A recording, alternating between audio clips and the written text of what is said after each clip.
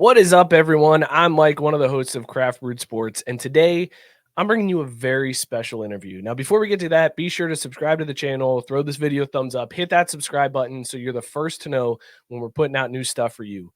Now, listen, if you've watched our show, you've seen my guest name pop up in the comment section, and he's usually dropping in some crazy self-deprecating jokes in our Facebook group.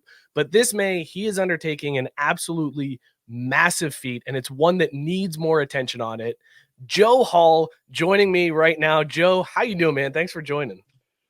Hi, thanks for having me. It's already been a journey, and I'm still 5.5 weeks away from even hitting the road. And I'm you know I don't know, man. It's awesome. Like the way you guys have reached out, and the way a lot of people have already reached out to want to help, and who actually have helped. That it's a little bit overwhelming. I was talking to my cousin, and it's almost like it's already gotten bigger than I thought it would ever get before I left. That's insane, man. So for those of you watching that don't know, Joe has decided that he is going to walk across the country. If you weren't sure what the shirt with his own face was referring to, Joe will be walking across the country from the Atlantic Ocean to the Pacific Ocean. We're going to get into the why in a little bit, Joe, but before I get to that, are you fucking crazy, man? Are you crazy? I might be. I mean, nothing has been diagnosed, so we're just until it's like going. If you don't go to the doctor, it's not a problem. It's like the whole philosophy my entire family has. Like, if I don't go to the doctor, then I don't have any problems. So no, I'm not crazy, but maybe. I think, Joe, I've known you for quite a while. We go back to old JJ Huddle days and talking high school sports on message boards before there was social media to argue. Dude, and it's been I've 20 years. don't 20 years. don't say that. That makes me feel so old right now. I can't believe you would say that. I was a freshman at Ohio Northern University in 2001 when I was on JJ Huddle. Feel so old that it's been 20 years. That's insane. Okay, but here's the thing. So we've kept in touch for 20 years now. Thank you for pointing that out. But you have a history of doing some kind of crazy things. You've been this wrestling coach. You did MMA for a while. You've done an ultra marathon. Talk to me real quick about MMA and your illustrious MMA career. How did that go for you, man? Yeah, I finished with a career amateur record of 4 wins and 5 losses. And a lot of people thought I was absolutely insane because when I started off 0-3, and I never got out of the first round of a fight. It was like, sign up, get the shit kicked out of me, leave, and do it for free. Like, sign me up. Like, where do I do this? It's like as if life isn't beating me down enough. I want another human being to do it. But after the third of those 3 fights, I met a friend of mine, well, who's now a friend. At the time, he was just cornering other people at the fight. And he had a gym, Vision MMA, up here in Dayton. And there's actually also a Vision MMA down in Cincy as well. But I came up to him after my last fight, another blistering, like, minute-and-a-half affair. And I said, hey, because I'd really never trained at a place that kind of felt like home. You know what I mean? Like, it was just kind of like, cool, I'll just show up, get punched a little bit, wrestle the shit out of people, and we'll call it a day. But I show up, he's like, yeah, come on down. And I went to Vision, and I started training with, like, really good partners. And then I went on a 4-fight tear. It took, I think, from the time that I actually fought my first fight, I think it was like 4 years until I got that first win. And then it was like, kind of built on that momentum. And then in 2013, I was 3-3 at the time, and a promotion in Indiana was like, hey, we'd like you to come fight for our heavyweight belt. And I was like, cool. Oh, fuck it. Okay. And what it really was they had a hometown guy, an Indiana guy, who was like 8-1, and they were trying to feed him what they thought was going to be a tomato can. And then I ended up pummeling the dude for 3 rounds. And the fight card itself was so long, like, people were leaving. We were the main event. I didn't even take the cage until after midnight. Oh my God. Like, people were like, Jesus, I got to get to church in 3 hours. We got to get out of here. But and like only 4 or 5 people even made the drive to Indianapolis. It was like my cousin who was helping corner me, one of my teammates who had actually cornered me in all of my wins. So I was like, "You're my good luck charm. Get the fuck over here." And then my dad and uncle were out in the stands, and my dad somehow I think managed to stay sober. But I could hear him through the whole fight, like, "Kick his ass, yeah!" And I'm like, "Well, that's my dad." But yeah, it was. I got into it because I got out of I was well out of college and make it sound like, well, I just got my master's degree and I wanted to challenge myself. And I was a wrestler in college a little bit, at the Division III level, not good, but I grew up with it. And when I left school, I was like, I needed something to kind of keep active and kind of keep that competitive drive going. So I was like, well, let me get into grappling and Brazilian jiu-jitsu, which I kind of like fell in love with too. I was like, man, this is fun. Choking people is awesome. It's not just for dominatrix and subs. So, but then like as I was training jiu-jitsu, I was like, well, I mean, wrestlers do pretty well in MMA. Like the only time I've really ever been in fights is when I got jumped outside of a bar. But we'll give it a shot. So, I went in for it, and the crazy thing is like I kind of look back at it, and it was always like a what if, because I never really poured everything into it. Then again, that's kind of been like the story of my life. Like it's kind of like this weird version of like ADD where like I kind of like, oh, this is awesome, I'm going to do it, but I never really fully committed to it. And I look back, I'm not saying that I would have been out in in the UFC smacking John Jones around, but it would have been nice if I had not been a giant piece of crap when I was younger and kind of committed to it. But I mean, you live and you learn, so I hope I try to take that message to to other fighters that I've cornered, like younger people and guys that I've helped, because I've had guys ask me to help them with their wrestling because, hugging guys is what I'm good at. So, I try to always tell them, like, never leave it out there, never leave something on the table. So, yeah, I mean, that was my outstanding MMA career in a nutshell, a 4-5 record. I never defended my belt. So they always say you're not the champ until you defend your belt. Those people can eat shit. I was a champion. The belt is still hanging on the wall at the gym. And I kind of go back and look at it wistfully like, oh, I was young and somewhat athletic then. This is amazing.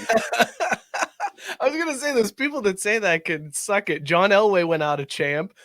Jerome Bettis went out a champ. Joe Pillow. And he's from Detroit. Did you know that? I did know that. I've heard that. Also, I heard Brady Quinn's sister was dating AJ Hawk. I don't know if you heard that. That was it was crazy news that broke.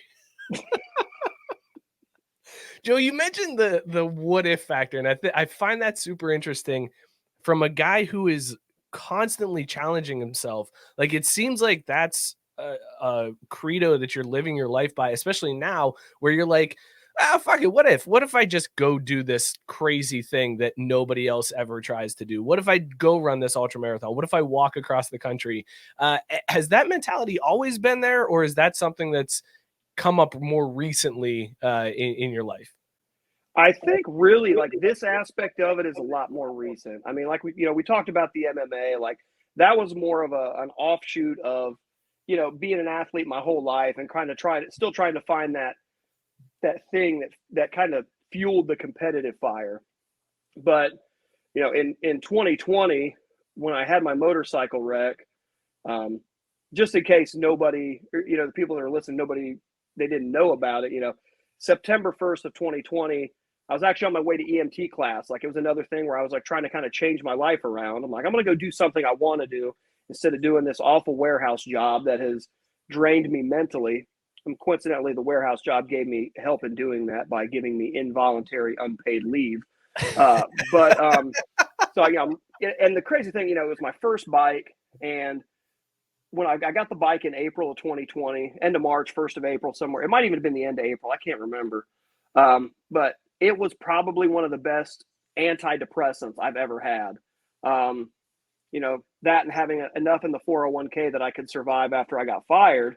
I just went out and rode a lot in the summertime. And I mean, a lot of people don't put 10,000 miles on their bike the first year they get it, but it was like if the sun was shining, and since I didn't have a job, I was like, screw it, I'm just going to go, I'm gonna get on the bike and go. I went down one weekend on a whim to Tennessee/North Carolina and rode the tail of the dragon. It was like a week before the accident. Like, so I rode one of the most dangerous roads a motorcyclist can ride. It's got like 117 curves in like 11 miles or 300 curves in I can't remember the number on it. I have to look it up, but like it's literally like it's nothing but curves in the Rocky Mountains or in the Smoky Mountains. Rocky Mountains. Yeah, I transported to Colorado. Idiot. That's why you put all those miles on the bike. Yeah, exactly. It's like it's not that impressive when you think about it. But thought the Rocky Mountains would be a lot more rocky. That John Denver's full of shit. But yeah, so I got back, and like a week later, you know, I was like, one of the other guys in my class, I saw he had a bike when I was leaving, and the second day of or the first week of class, I caught him walking out. That's what it was. I was like, that's a nice bike. He's like, thanks. I'm like, yeah, I ride too. Little did I know. So the next week I was heading in, and I took an exit I don't normally even take to go to Sinclair. And I got off the exit, and I was checking my rear views because it was just a habit I always had, because like a lot of people like to floor it, especially against, with a motorcyclist in front of them.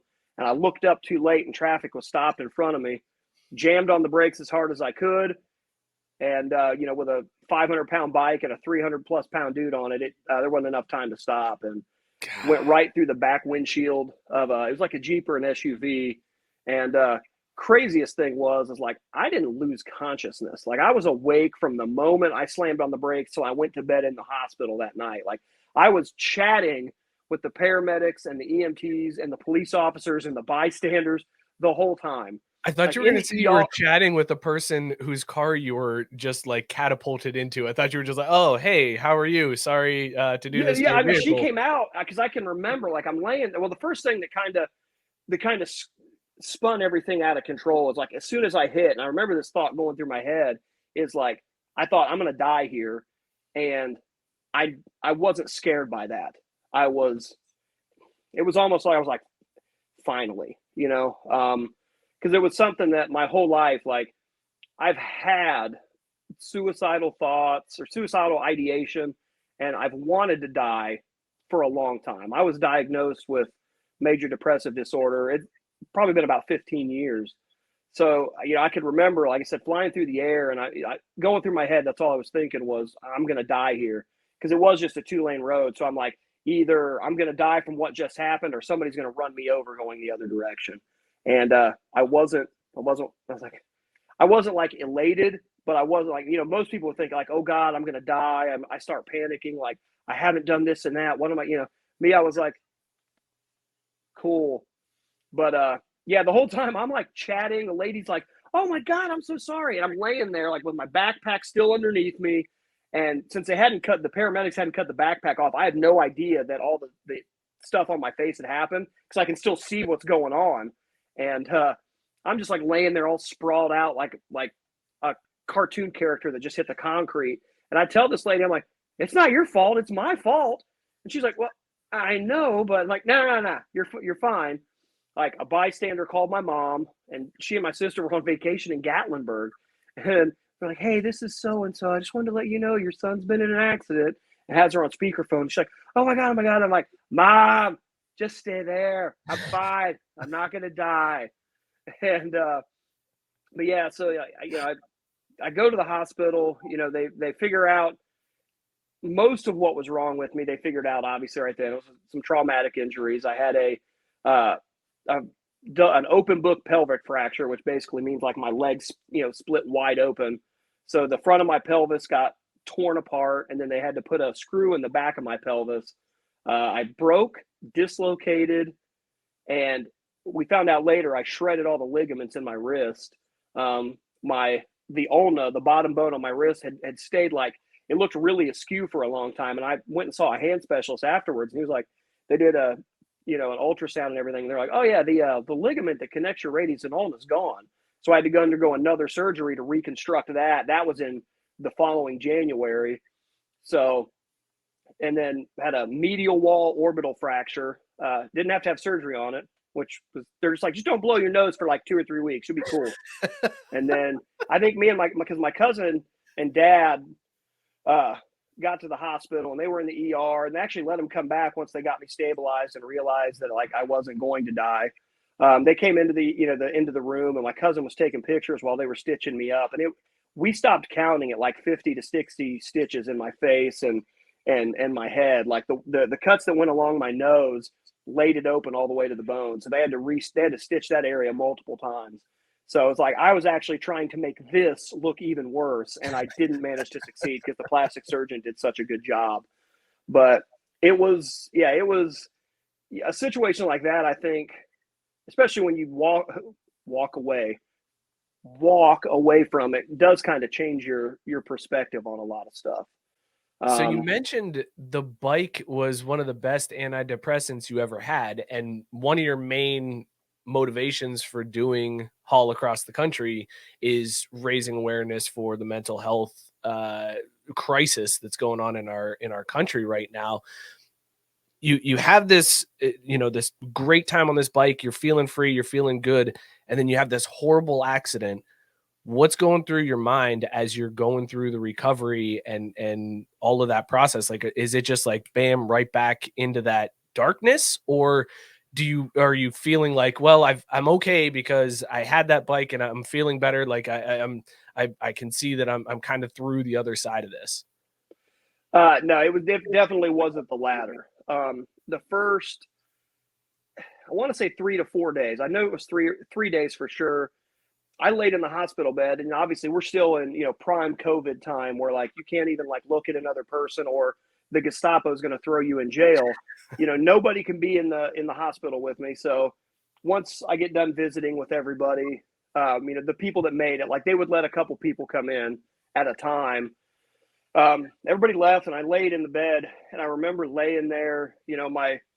My hand is immobilized. I can't move my lower body that much really because there was so much swelling. Like my thighs had swollen up so much that and it had caused some type of like temporary nerve damage to where if my thighs touched, it felt like I was on fire. I really couldn't move for the first few days. So like I laid there, and I really wasn't in a lot of pain. Maybe it was shock. Maybe it was, the entire city of Dayton's worth of fentanyl they had pumped into my system.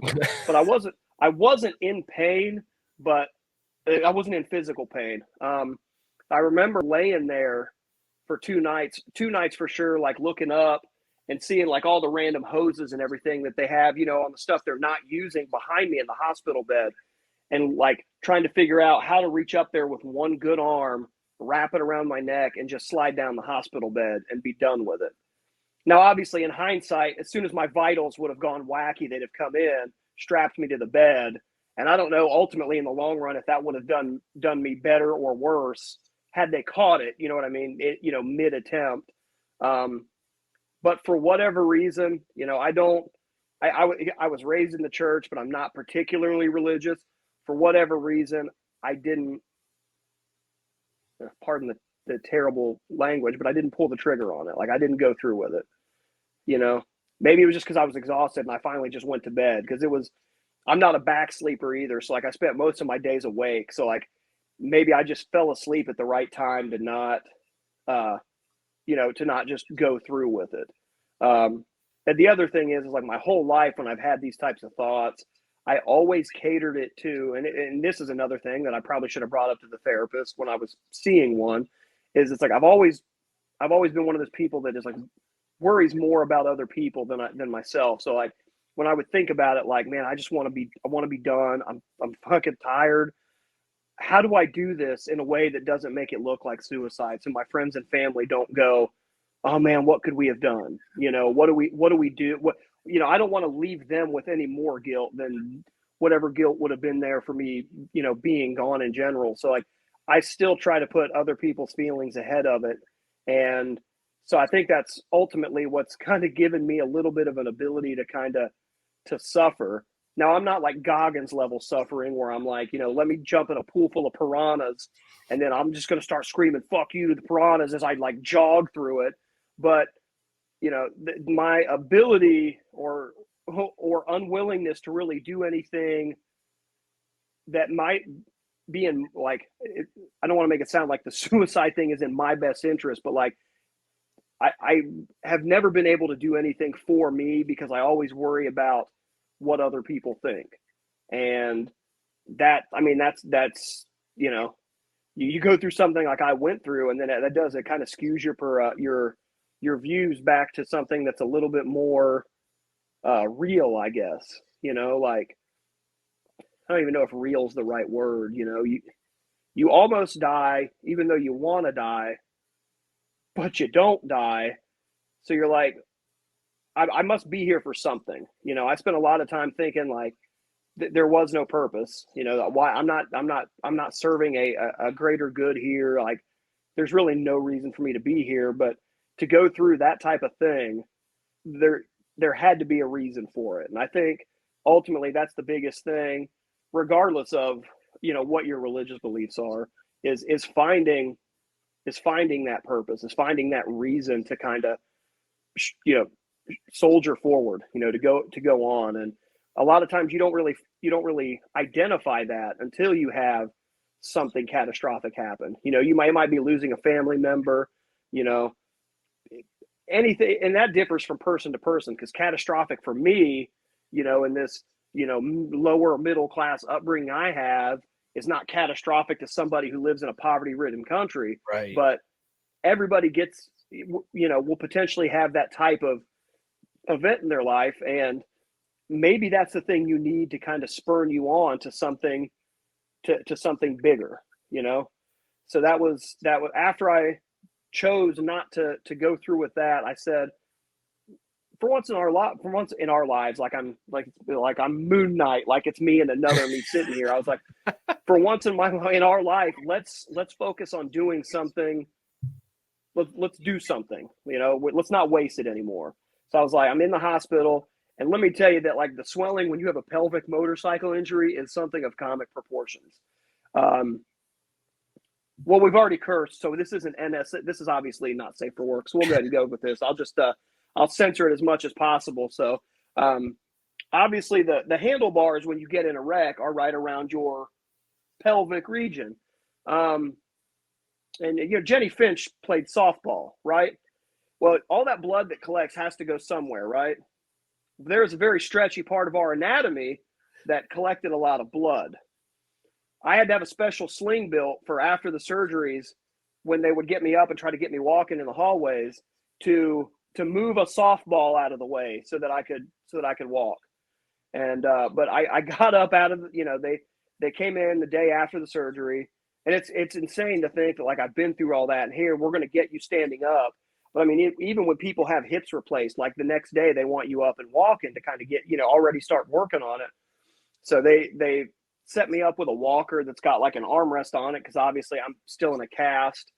And the nurses come in, they help slide my legs off the side of the bed, and like they're like, well, maybe that's good, because they obviously, like I said, my legs touch. I'm in crying in pain because it does feel like I'm on fire. And they're like, well, good, we got you set up. Maybe that's good enough. And I said, no, you brought the damn walker in here. We're gonna stand up. And my dad was in there, and it was kind of cool because, like, I love my dad to death, but he is an alcoholic. So, and him and my mom divorced at a real young age. I think I was like 3. I think my sister was just born or right about to be born. So I didn't see him a whole lot. And now, obviously he's looking at it like he's doing the whole what if thing. Like, I should have been there more. And, I love him to death. He's still my dad. We've all got our problems, but he was there to kind of see me take my first step. Like, he took pictures, and those are the one picture you kind of see on the website, on my website, with the intro video, where I'm standing up and the 2 nurses are next to me, which was also comical because there's like a 110-pound nurse with like a strap. Like, lady, if I lose it, you're falling right on top of me, because I weigh more than the 2 nurses combined. Like, you're not holding me up. It was an adorable attempt, though. But yeah, they got me up, and like my dad snapped a bunch of pictures, and then they didn't do any walking that day. Like, I just stood up for a few and then sat back down. My dad was crying. I was just like, still crusted in blood. I'm like, I'm just gonna lay back down now. Felt like Forrest Gump, like, think I'll go home now. But but I lay there and I was like, okay, so we're day after the surgery, we're standing up. I was like, I got to do something. So I was like, you know what? To hell with it. I said, I'm going to run a marathon in 2021 because I had signed up to run the Air Force Marathon in 2020. And then the monkey virus ruined everyone's lives for the entire, or the bat virus, excuse me. The bat virus ruined everybody's life in 2020. So I was thinking Ebola like Outbreak with Cuba Gooding Jr. Such a great movie. But yeah, so I planned on running the Air Force Marathon in 2020 and didn't get to. So I was like, you know what? We'll do the Air Force Marathon in 2021. So, I kind of get out of the hospital and you know, I I look back at it now. I got up to over 350 pounds. Like I was massive, and I mean I'm still big. I'm still like 310. But like I got just obscenely big. It was like it was awful to look at. Um, so I kind of started trying to walk and get exercise again, try to get my body back in shape. And then I found out, I don't know, it was like it might have been July where they're like, oh well, COVID, we're going to cancel it again for because of COVID. And I was like, you know what? Again, I was on the brink. I was like, man, I just give up. Like I set this as a goal, and a lot of people are like, well, just go run 26.2 miles. And I'm like, it's not the same. Like I want to run a real marathon. Yeah, And then exactly. I You want stumbled you want to be able to put that sticker on the back of your car and right. say 26.2. I did this. If I just run Now 26.2, I doesn't gotta go count. take that sticker off because I'm getting ridiculed for it. And then it's right by my stick figure family that has nobody in it. It's like literally just me with like a milkshake. But I find the Columbus Marathon in October, and I was like, and this is literally like early September. It's like, you know what? Sign me up. You want to know how often I ran to get ready for the Columbus Marathon? I think I remember it wasn't very often. It's Like you about as started often as off I eat a salad. So never. So you've got this like 315-pound dude. I've got my hydration pack on. I'm loaded down with like goos and gels. And I'm like, I go to the slowest corral to start this thing. And I'm like, okay, let's go. Boom, out the gate. Like old lady mall walker shuffle.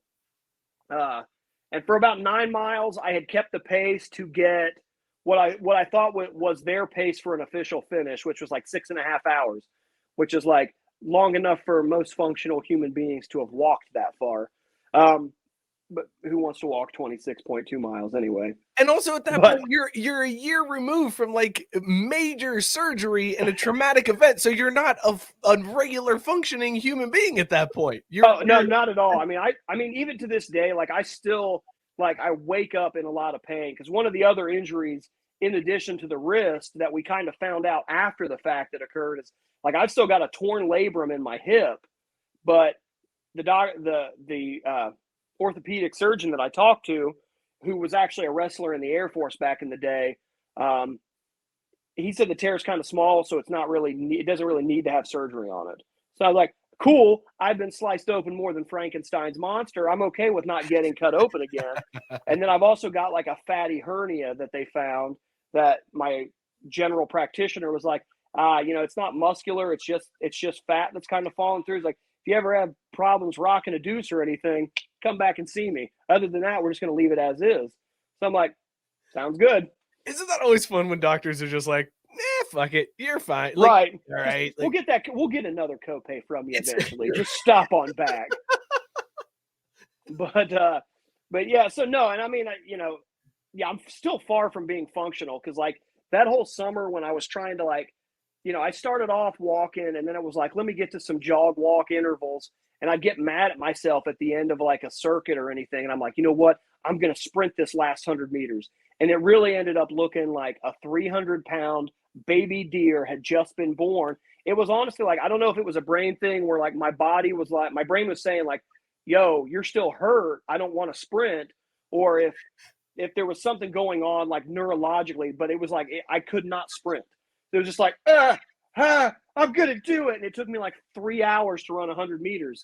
So yeah, that was in, when I was still getting back into shape, but I was actually somewhat training. When they canceled the Air Force Marathon, I was just like, you know what? Wipe my hands of it. Where I'm not, I'm done. I'm done working out. Then here I go signing up for this marathon. And it was everybody, like, the running community is great. Like, I understand why all those psychos love to run now. I have never been a runner my entire life. Up until this, like, the furthest I had ever run in like one go was back in '03 when I was at Mount St. Joe's for wrestling, and we had to run a 9-mile run. And you know what the hills in Cincinnati are like. We had to run a 9-mile run in Cincinnati out by Delhi to make the team. And I still didn't run all 9 miles of that. Me and all the other like 197 pounders and heavyweights were in the back like, whew, that's a hill. Nope, we're walking. But so, and that was in '03. So we, you fast forward from '03 to 21, like I have had enough time for a child to be considered an adult, and I'm trying to run a marathon. And it started off like jog, walk, like, and then it became a more like walk, jog. But every now and then, like I'd see like the real runners, like athletes, show offs that are like trying to actually run a marathon. And like I saw 2 guys carrying like a Marine flag, and I was like, you fat ass, get going. And like I moved over because they're going the other direction already, like a direction it took me like another hour and a half to get to. And I was like, I high five them. I'm like, thank you for your service. And then like I see a 90-year-old man running past me, so I tripped him.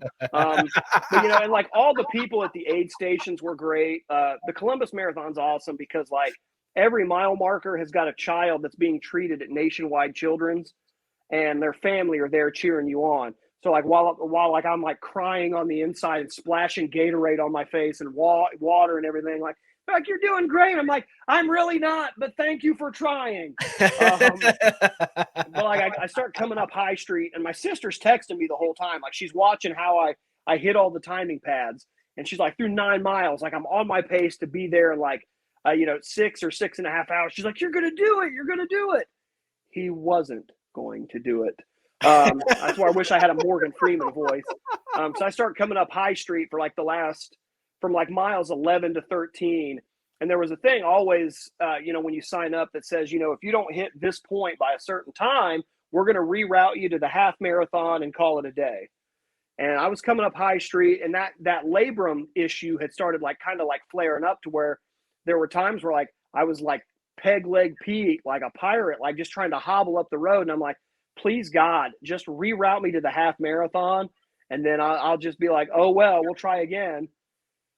They didn't reroute me. And like this is how bad it was. This is like the epitome of where I feel like in my head anyway, like how my brain views things. And now it's actually become a real thing. Everyone is veered off at 13.1 miles. And I'm like, son of a bitch, I am the last person here. And so I just go. I'm just like, okay, maybe I just go. I'm just following the markers, and I'm like, water. I'm like throwing goos on my face like I'm a porn star. Like I gotta get this stuff down. I need calories. So like I'm coming around, and I see the shoe. Like first off, like a Columbus or an Ohio State cop followed me through part of campus with the lights on. I was like, I didn't steal all the food. Like I'm just this big. And they were like trying to keep me safe. We come around, and like part of the route goes around the shoe. So part of me also had an erection as I ran. I am an Ohio State fan. Sorry for everybody that watches this that doesn't like it. Deal with it. Hashtag. And they're like, hey, once you get around the shoe and you get back up over Olentangy River, they're like, stay to the sidewalks. I'm like, oh, great. I've hit that point of the marathon where they're like, we're opening the roads back up, fatty. You got to go on the sidewalk. And because they still had the course markers, but like most of the helpers had left the course, there were parts where like I would turn on a part of campus, and I was like, I'd be pulling the map up on my phone. I'm like, damn it, I just went a quarter mile the wrong direction. Like I turned around, finally got back on the track, and like I'm coming back through downtown. I trudge my way back to downtown, and like there are still people that are cleaning up the aid stations. Like one aid station left a couple cases of water, so I'm like, I threw like 2 of them here on my hydration pack. I got one in each hand because I kept my cell phone like in another pocket. So like I'm like double fisting 20-ounce waters. Like people are like, oh my God, they're like, oh God, there's still a person trying to do this. Yeah. You keep going. I'm like, I'm trying. But I come The to families downtown. from Nationwide were like, we're going back to our kids. Oh, Yeah. shit, there's still somebody here. Oh, God. Damn it.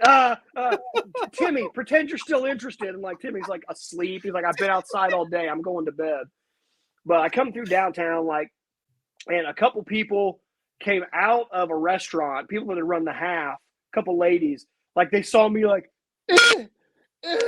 and they came running out. They're like, you got this, keep going. I'm like, you know what? People I've never met in my life, you're right. I do got this. I mean, I still kept the same pace, but I was like, mentally, I was like, you know what? We're going to do this. So I come around the home stretch and I was like, dude, it's like a quarter mile. We are going to do whatever can be constituted as a run at this point. We are going to finish this out. So I'm just like shuffling. I'm like, LMFAO was playing like every day I'm shuffling. And I finally get to the finish line, and there's nobody there except the workers that are also preparing to clean up all the finish line. I cross. They'd already put all the post-race snacks up and everything. I'm like baby deer leg, like holding on to a railing. And the lady's like, look, I'm going to go get you your medal and see if I can find you some food. I'm like, thanks. Like, well, they put all the food away, but here's your medal. I'm like, worth it. And there's another gentleman there that was like, they did take a picture for me, which was cool. Was the only evidence that I actually finished a marathon. I was gonna say at that point they need to be like, you know what, fuck it, we're bringing the tape back out. We gotta, gotta cross the tape. Yeah. Like, I was Mr. Irrelevant of the Columbus Marathon. But there was a guy that was helping clean up that had a gator, and he was like, hey, where are you parked? And I was like, so and so. I can't remember what street. He's like, you want to ride back? So we get in the gator, and he's like, man, I got to give you props. He's like, you finished? I'm like, eventually. But yeah, I get through that. And after a couple of days of barely being able to walk, I was like, all right, you big dumb bastard, you've done a marathon. I was like, what's next? Well, we found out what was next. Because as I was recovering, I really got into like endurance athletes and that mindset that a lot of them have. Obviously Goggins is a huge one. I've read Can't Hurt Me like multiple times. I kept the 2 Rogan episodes that he was on. Like, I keep those saved on Spotify. How any human being cannot be inspired to do something by David Goggins is beyond me. I mean, granted, his vocabulary is not for a lot of people, but like, and I get it. Like his mindset of like rest is for sissies is not a well thought of ideology when it comes to physical activity. But it's like, you can't argue with what the dude's done for himself, But like him, Cameron Haynes, again, I don't always align with Cameron's like political beliefs, but like the dude's a machine. That dude runs 20 miles, 26 miles every day. Like, he will go out in the back country and kill an elk and like backpack the whole damn thing out. Like, how do you not respect the shit out of a dude who can do that and who's been doing it for like 30 years? Courtney Dowalter, who is like one of the most ridiculous women. And I hate to even separate them because like she won the Moab 240 for everyone by like hours. Like, these are people that have like figured out how to tap into a portion of the brain that says like, yeah, we're in pain, but like, deal with it, motherfucker. Like, and so I started really reading up on them, and I was like, I want to do an ultra marathon. So I found one that was in Phoenix that was just a 48-hour event. It was like, hey, cover as much ground as you can in 48 hours. I'm like, that's my speed, because there's nothing that counts as a do not finish. I could have flown to Phoenix, run one lap around that track, and been like, just ran my first ultra marathon. Eat it. You ran 500 meters. I don't care. All right. I ran an ultra marathon. So again, and it was a smaller scale to what we're doing here, but I was like, I want a reason to suffer, because, and this is still something I work through, and I'm going to be spending the next, 7 to 9 months trying to work through as I trudge across the country. But like, I'm not worth it. Like, Joe Hall, like, isn't worth what I'm going through. If I put something else behind it, I'll have less of a reason to quit again, to give up on what I'm doing and give up on myself. So and the reason I chose Dayton Children's Toy Drive at that time to raise money for was ultimately because they're the same people that have the fundraiser for the fundraiser I'm running for or walking for this time. You know, it's Children's Hospital, only then it was the toy drive because it was around Christmas. So I'm like, what can I do to brighten some kids' holidays? Like who would want to be in the hospital for Christmas? What can I do? So I had people if they wanted to pledge per mile. A couple people just donated cash outright, like, Craft Brewed Sports. Those schmucks, they chipped in. Thank you guys. So I go out to Phoenix, and like my goal is like, and I did the math like all leading up to this. I'm like, all right, you've done a marathon. I ran a marathon in 7 hours and 15 minutes. So if I just multiply that by 4, I can do 100 miles in 28 hours, and I'm good. I'm like, I got 100. That's easy. Like, even if I dial it down even more, I'm like, even if I slept 6 hours each night, it gives me 18 hours of movement. 18 times 3, that's 54. I could hit 108 miles in 2 days, no problem. It's still 80 something degrees in the desert, and my feet started blistering up like super bad. Like I did everything. I tried to do things better then than I did in the marathon, and my feet and toes were like, eat shit. We don't agree with what you're doing. So I ended up only I covered. I'm not even going to use the word run because it wasn't much of a run. Again, it was like the old ladies that get to the mall before the stores open and have their fanny packs and shuffle. But I did 31.1 miles the first day. So I'm like, after the first day, I'm like, I don't think I'm hitting 100, which kind of pissed me off. Like, I feel like, because I had set all these goals and like, man, I'm going to hit 100. I'm going to hit 100. You're not going to hit 100. So it's like, you can either pack it up or you can readjust your goal.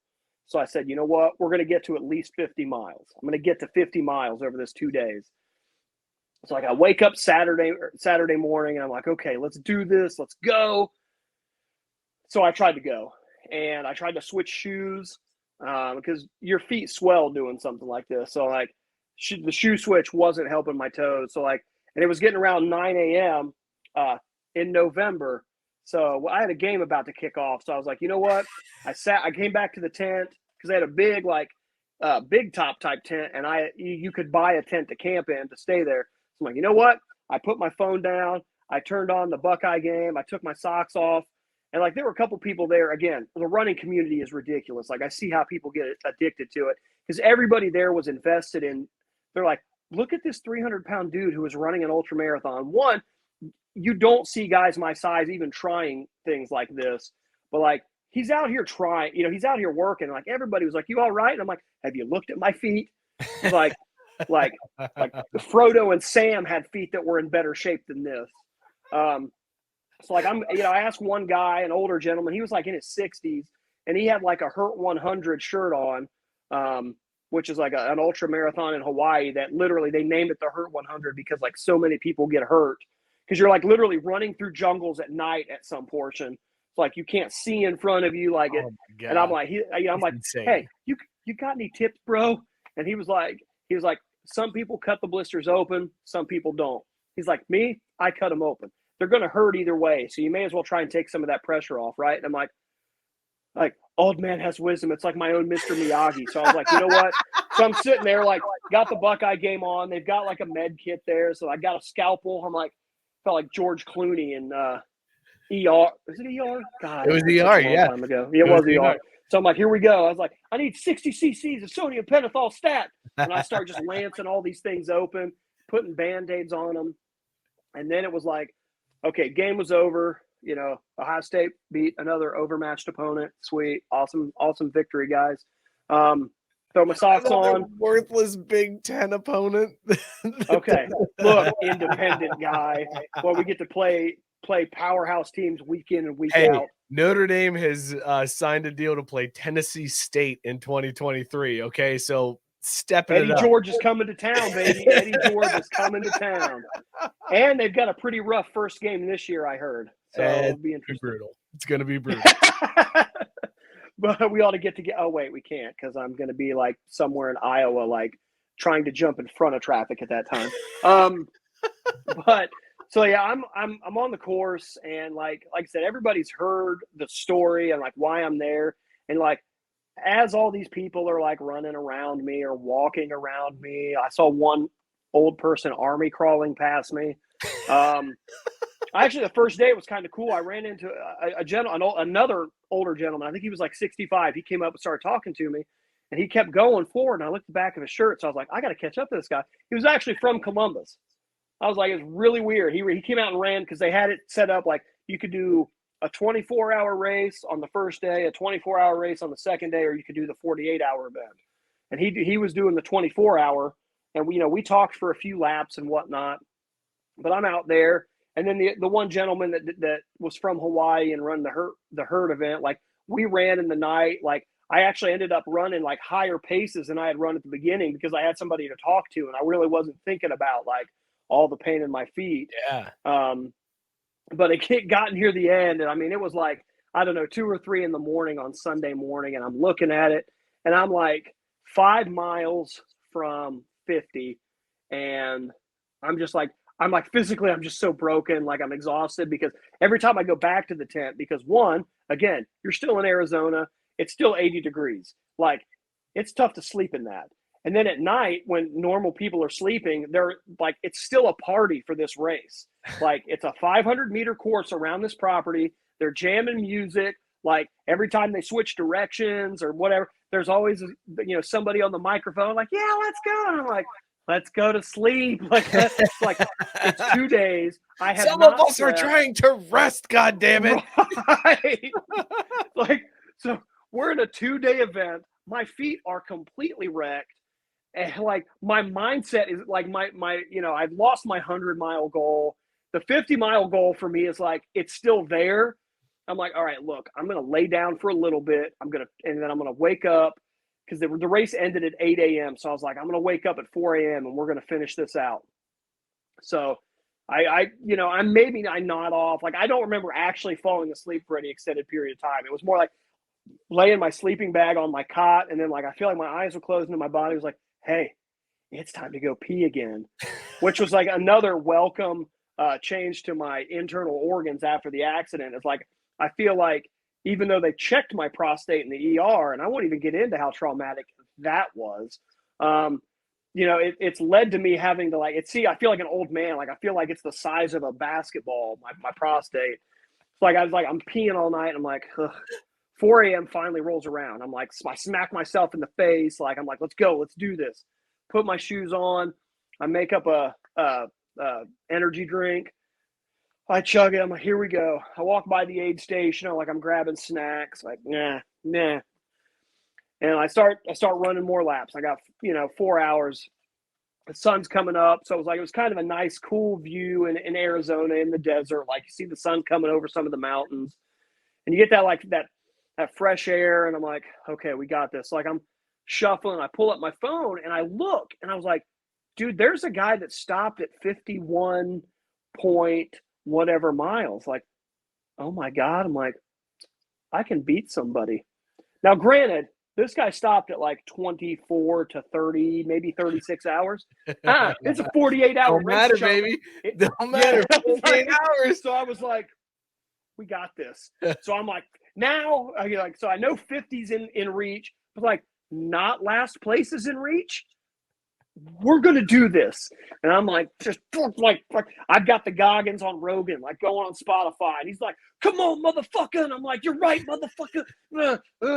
As soon as I crossed the pad for that last lap that put me at 52.2 and beat that guy, I'm like, going back. I take all my shoes off, I grab my towel, I go into where they have the shower, I get cleaned up, start packing all my stuff up.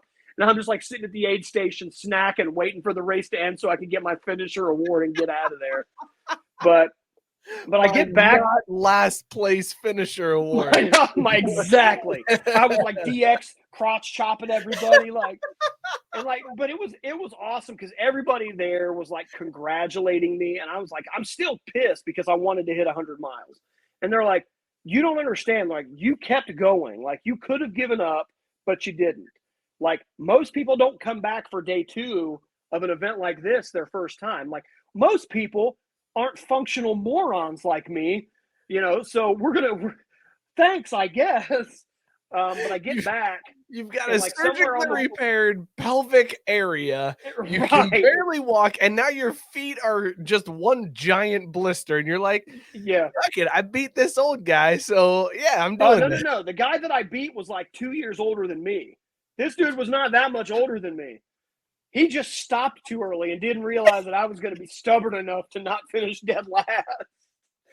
But Probably a Michigan fan. if, no, I can't say anything this year. I can't say anything until November of this year. I can't. I just got to deal with it. Like, you get this one, Michigan. You get this one. This one in like 15 or 16 years. But somewhere between like the race finishing and me turning the money in for the fundraiser, one of the other people that was in the 48-hour race who I apparently had some conversations with, but like none of it really like it wasn't one of the long like memorable type conversations. It was probably just somebody like, "Hey man, keep going, you're doing great." And I'm like, "You're a terrible liar, but awesome. Thank you for your help." He donated $500 to the toy drive, and I was like, I sent him a message like, so he donated like 500 of the 2,500 we raised for children's, and I was like, because he randomly added me on Facebook, and at first I thought it was one of those like hacker like uh you know send nuds and vagine like profiles. Like it looks suspect, but like I opened it up and I was like, oh, it's a real person. And I accepted his friend request. And I was like, hey man, thank you so much. And he's like, I heard your story, your whole story. He's like, I heard why you were out here. I watched you struggle and get done. You finished a 48-hour race and you tried to go as much as you could for 48 hours. He's like, I just felt like I had to do it. And I was like, dude, thanks. Like what else do you say? But I'm going to the airport there, and like the nice Uber lady that took me there was like so chatty and just like she was so pleasant, and I'm like, part of me is just like, look, I don't think you understand what I've been through the last 48 hours. But I indulged her in conversation. We get to the airport, and like my feet are in such bad shape that like I get up to the counter to like check my bags because I'm like, you know what, I hurt so much, like because normally I try to travel since I don't have like a significant other or kids or any other reason to live. I travel very light when I go on vacation. So like I pack a bag that I can cram overhead, and I will literally throw half of my clothes in a backpack that I will like forcibly like stone cold kick under the chair, in front of me or beneath me, so I can travel and make sure, because I've always had bad luck like with bags not making it where I'm going. But like this time I'm like, you know what? Check it all. I don't care. But like the flight attendant for United saw me having so much trouble to walk. They were like, do you need like a chair and have us to push you to security and get you to the plane? Yes, I do.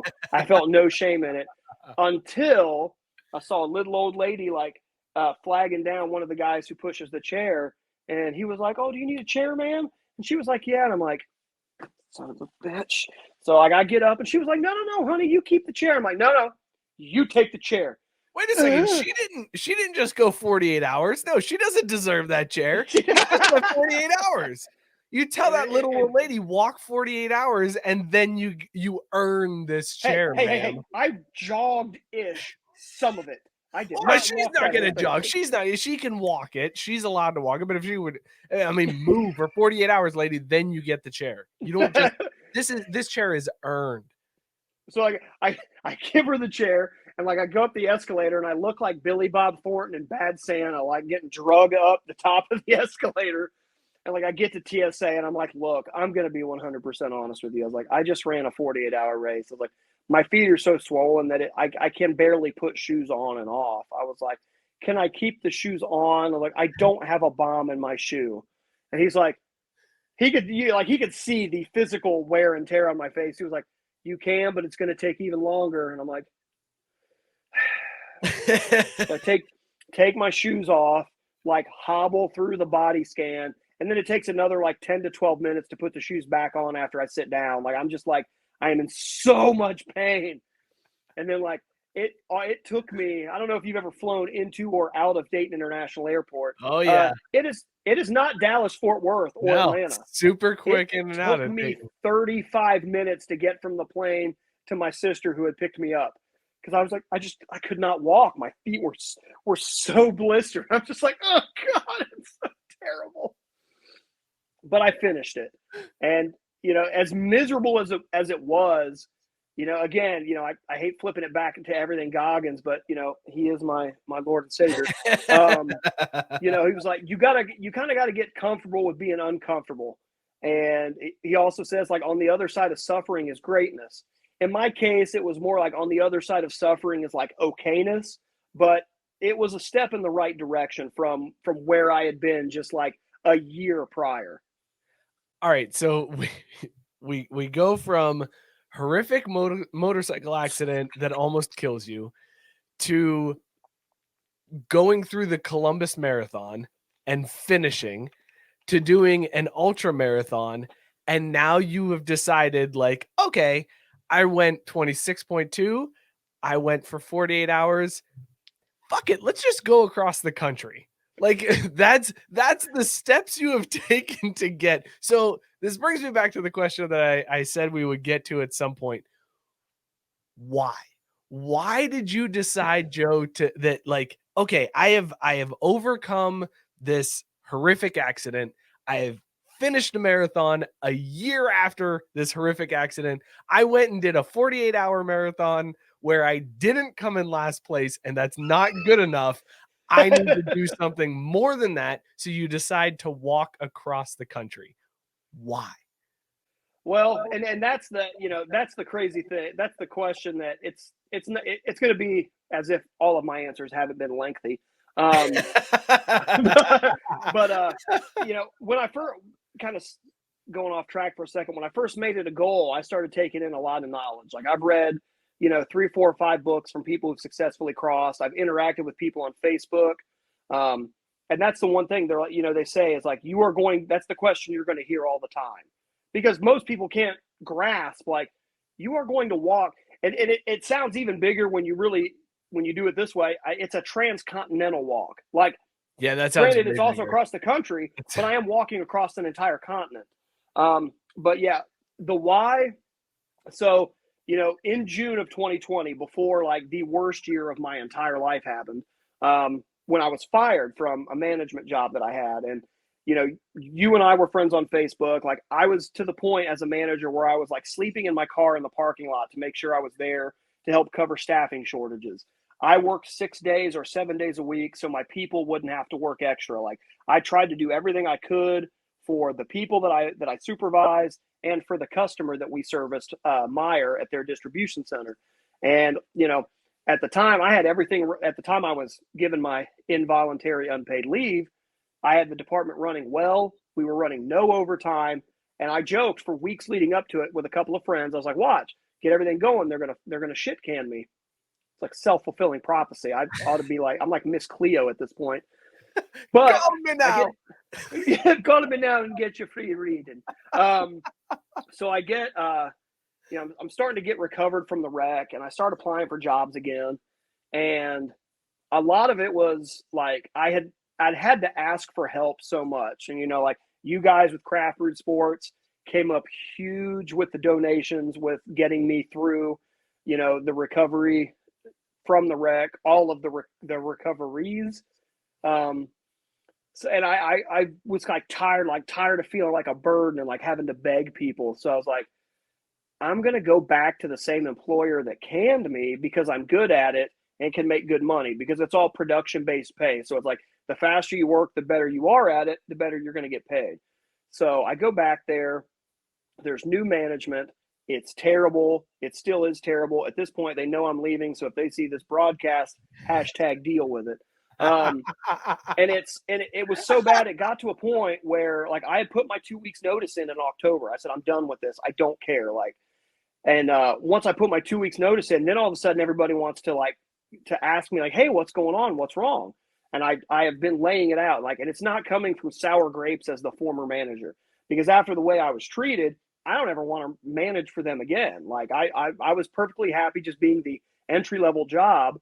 And ultimately, in 9 months of being back there in 2021, I made more in any 1 year than I made as a manager.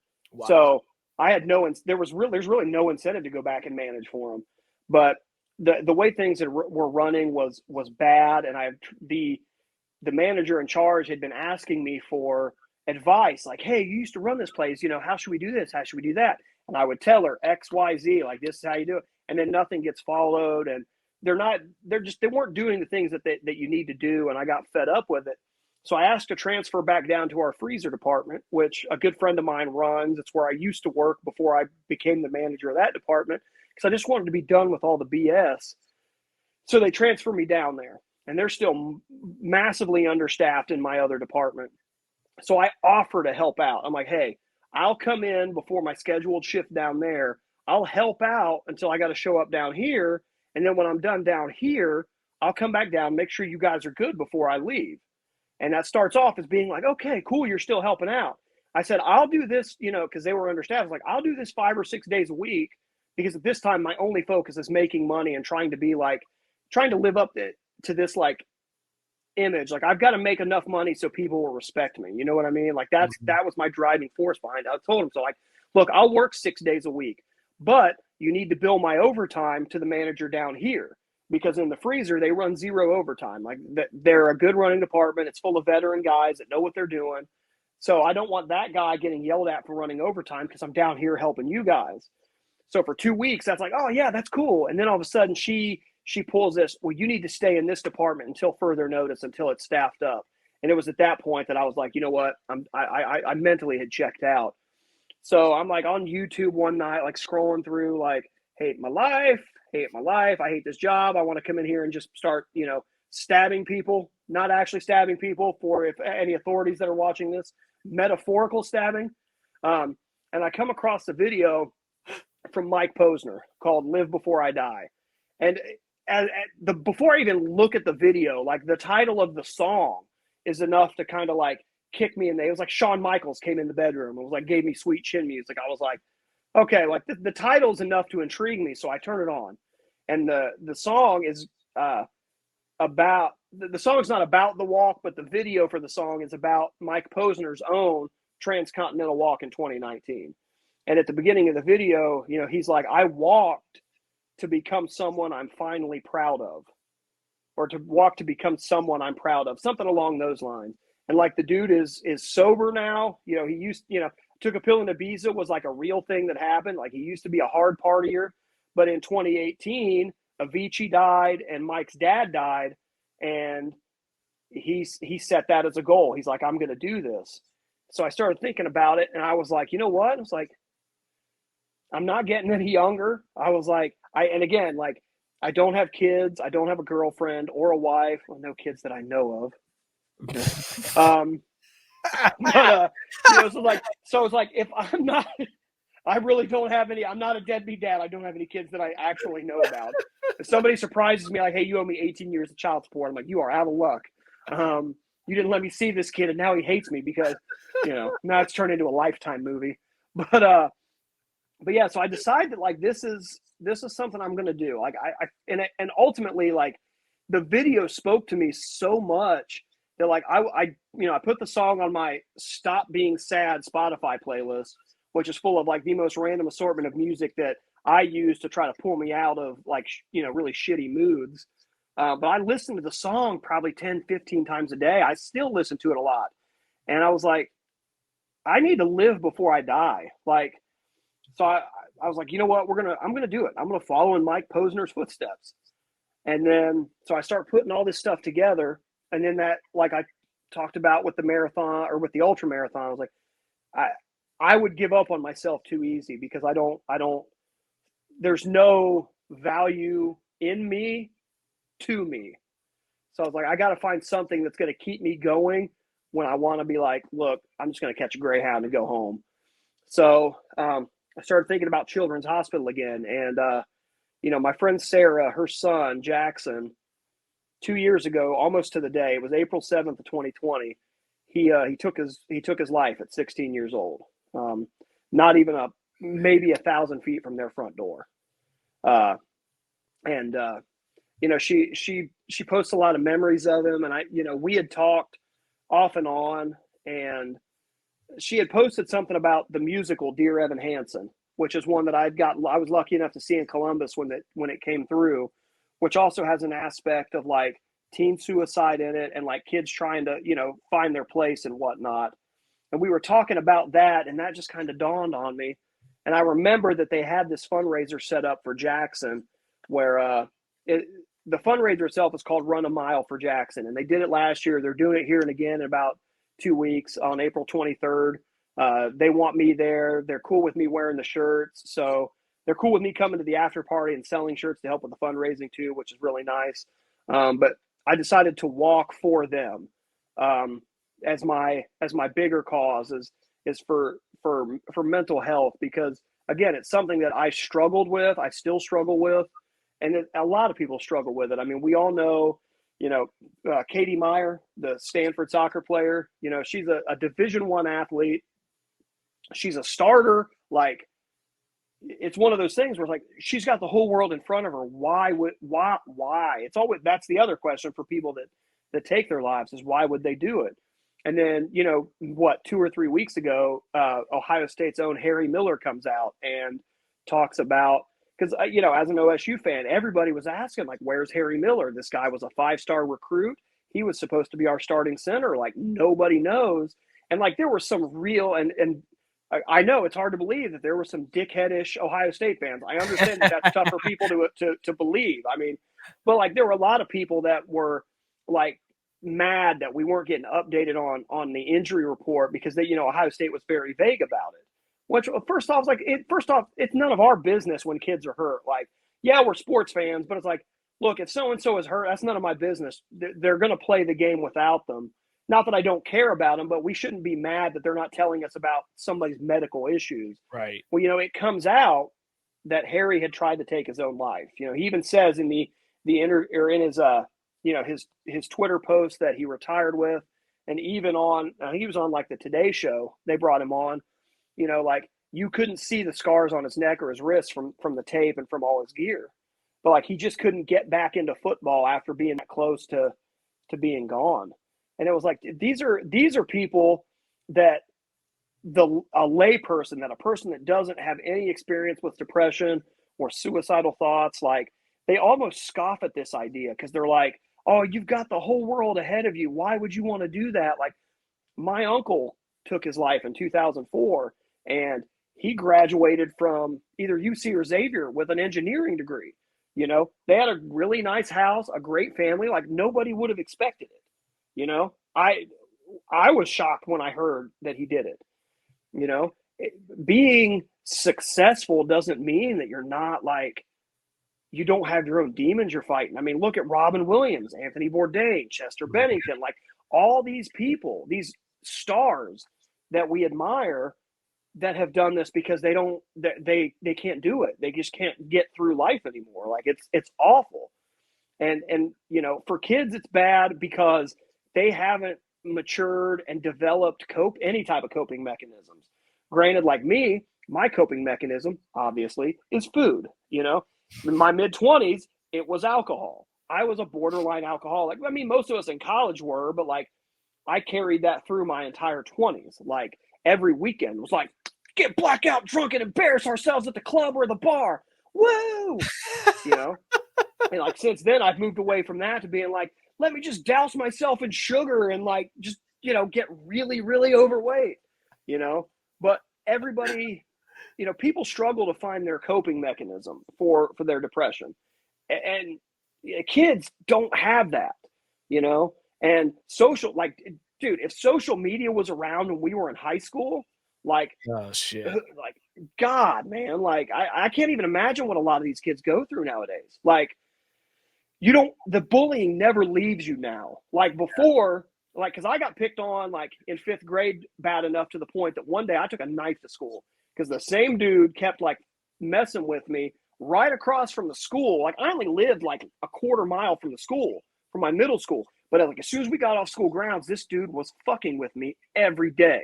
And I just had enough of it. So I had a kitchen butcher knife in my backpack. And I was like, if this dude comes at me today, I'm going to slice and dice. So he shoved me up against a stop sign, and I was like Blade. Like, I pulled that thing out, and he was like, that thing's fake. And I slapped the blade against my hand. I was like, come and see if it was fake. Like, I was done with it. But, like, when we were kids, And like when our parents were kids, like the bullying stopped when you got home. You know what I mean? Like, or when you Right. left school because you weren't around those people anymore. Now, you know, kids, and it's not even kids. I mean, Harry Miller talked about OSU fans. Again, asshole OSU fans. Who would have thought threatening his life? This is a college kid who had bad snaps in a college football game. If you want to send him notes like DMs Yeah. threatening his life, like that is asinine. But like now kids got to deal with that. And kids don't and granted, Harry Miller is not that far from really being a kid. Like he's what, 21? Like 3 years ago, that dude couldn't even buy tobacco, 3 or 4 years ago. Like, I don't know. We've got to do better at giving everyone resources to deal with it, but kids especially. So that's why the Run a Mile for Jackson Fund is going straight to the behavioral health unit at Dayton Children's. The Connor Group in Dayton, which is like an apartment company, they told Jackson's family, if you guys get to 50,000, we'll match it. And right now they're at about 26,000. So I started thinking to myself, I'm like, man, if I could do $2,500 jog, walk, trudge, crawling through the desert for 48 hours, I've got to be able to help these guys get to 50K over the course of what in a perfect world would be 6 months. Because initially, before I added this other aspect to it, this was going to be like I was going to leave May 22nd and I was going to get to San Francisco on November 22nd, my 40th birthday. And I was going to like restart my whole life. Like this was going to be like hard rebooting your laptop or whatever. You know what I mean? Like we're going to start fresh. And then it's turned into what it's turned into. And it's insane. Like I said, it's gotten bigger already. And I haven't even taken my first step that I ever thought it would actually get as I was walking. So it's like, and with a couple of things that are like, that have come up in the last 2 or 3 days that as far as potential, like, I don't know, like the sky's the limit, I guess. Like I like for trying to put eyes on this, like, I don't know. It's amazing. The couple of the things. And that's what I think is so amazing about this whole journey that you're going on is you started off as something for yourself. I'm going to reboot my life. Like that was your, and then it morphs into this thing that you're going to help mental health. You're going to raise the awareness of mental health. You're going to raise money for Jackson. Like that is, you should be so fucking proud of yourself, dude, for putting it out there like this and like going for a higher purpose. You should be so fucking proud of yourself. I don't know that I'll ever have, like, again, something me and my therapist should probably work through, but I did 5 appointments of therapy. So I think I'm healed, but, it may end up being one of those things that I don't know if I'll ever be able to be proud of myself. I might get to San Francisco and be like, like what, sweet. Okay. What's next? Because a lot of people have said that, like they've expected to get to San Francisco or get to the Pacific or the Atlantic, whichever way you start, to get to their end destination and be like have like a light from God shines down and like your entire path is illuminated now. And it doesn't end up that way. A lot of people, for a little bit, kind of actually end off worse mentally, really. Because you really think about it, you just undertook a 3,000-mile walk or more, depending on the route you took. And now that's gone. That's done. Like, what's next? So that's one thing a lot of people that I've talked to have said, like, make sure you have a plan for when you're done. And I said, yeah, we'll worry about that when I'm done. I'll be all right. There's old pillow fists. We'll worry about that later. Look, we'll cross that bridge when we get to it. That's for future Joe to worry about. Right. Current Joe has still got to worry about getting to Delaware and taking that first step. And now, because I've had a couple people, echo that sentiment with me. And I know as this gets going and if it does pick up any of that viral steam or whatever the kids are talking about nowadays, there's going to be enough people that are going to run their mouths and they're going to hate on this. And, this was never intended to be about me. Like the walk was going to be for me, but like if there was a way to do this to where like I could do like the police suspect thing and like cover my face, but I could still be a voice for this, I would do it, But at the same time, like maybe we need like the average Joe, small pun intended, to that goes through these things to step up and let other people that are in the same boat know that it's okay to open up about your feelings. Because like, our generation was the last of that group that was like raised to be like, men can't cry. Like men got to eat raw meat and like, bludgeon things with a hammer. We're not allowed to feel stuff. Like, medical science has you don't evolved. drink fruity drinks and you don't cry. That's Yeah, what a man you don't does. fruit the beer and you don't cry. We've got to get out of that mindset as a society, because it's like, and especially with COVID still hanging around, obviously suicides got worse in 2020 because people didn't know how to cope. So we're like throwing an extra curveball at everybody that's already suffering. But, maybe I get out on this walk and like there are people that are going through the same struggles I go through, or that, and I've talked to other people, that have said like, hey, I'm going, I feel a lot of the ways you feel a lot of the time. And I'm like, we got to let people know it's okay to talk about it. Like, bottling this stuff up is just the wrong way to go. And if it takes me, 2 bloody nubs for feet and a 3,000-mile walk to help even one person, if one person, steps off the proverbial ledge because of this, then that torture's worth it as far as I'm concerned. If I can help one person out, obviously the more the better. I mean, that was the whole call. The whole goal was like, let's do something kind of asinine, which is it's crazy to a common person. I mean, my friends and family, like everybody is like, when I finally kind of brought this, sort of public, because I started small. I told people that like, I told you. I was gonna say, you were one of the first. I remember that Facebook message of like, I got an idea. I'm gonna walk across the country, and I was like, yeah, man, go for You it. like I turned don't your know what phone to upside say. down. Like, did I read this right? Like, did he mistype like eat a pie or something? Like, what? I was like, Joe, you're fucking crazy, but yeah, man, go for it. Do you? And my mom is like, she's mom, so it's like, oh god, there's so many crazy people out there, and I'm like, yeah, I'm obviously one of them. Like, I mean, the fact of the matter is like, I'm gonna look homeless for most of this trip, so like most people are gonna want to keep their distance from me anyway. I mean, more than they already do. My dad's like, oh, right, he's like condescendingly supportive. He's like, that's a tall endeavor. Yeah, obviously. Well, good luck. I wish I could help, because he doesn't have a lot. I'm like, I don't, just support it. That's all I need. My sister's like, well, you're an idiot. I'm like, oh, well, fair enough. Yeah. But like all of my friends have like really jumped behind it. I got a group of people that are helping me with various aspects of the trek. My cousin is doing all the video editing, and when I told him what I was going to do and why I was doing it, like he even put a Facebook post up.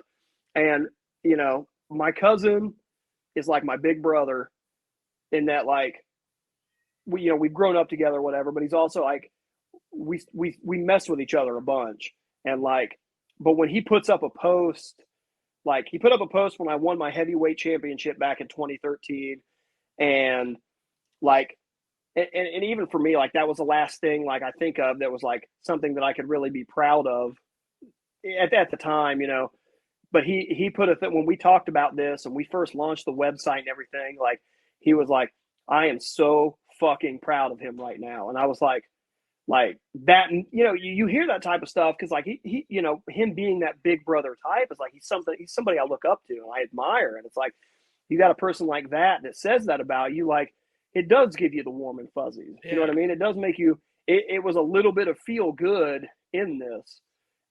So he's going to take care of all the video editing. We shot over an hour's worth of footage for that 3-minute intro video on the website, and he edited all. Like, the background music is him. Like, everything is he's handling that. Like, he will do all of the stuff before it goes on to YouTube. Obviously, any of the stuff that goes on TikTok or Instagram, like, that'll just be like kind of raw, like, and in the moment type stuff. But I do plan on doing like a vlog every day, like updating people and whatnot. So he's going to take care of that. Two guys I played Can't wait football to with see in you high school. doing TikTok dances on this walk. Right, like I'm I'm gonna gonna go do viral. I'll Like, be like doing the gritty down the road, and like that's the only way you're with a going with a with viral a on with a TikTok. 70-pound backpack on my back. They're like, that guy looks so miserable, but somehow he also looks so happy right now. But so yeah, a couple guys I played high school football with, and then a third guy who was a few years younger than us. They're helping with other aspects of it. One guy is running the website for me. My friend Steve, he's the youngest of all of us. His older brother Russ played football with me. He was a senior when I was a freshman, and Russ took his life a few years ago. So like Steve's been around, suicide and depression and things like that too. And he used to work for Cintas as a salesman. So he's trying to teach me to not look at myself as a giant piece of crap and try to sell what we're doing to people, which and I hate to use the term sell, because it's not like I'm not out here like greasing my hair back, like trying to sell you a lemon. Like, I believe in this because I go through it every day. And, Yeah. I like I said, I've had family members afflicted by it, and I want to put more eyes on it. And, he's behind that. And then my friend Dave, he's the vice president of a legal marijuana manufacturing like company here in Ohio.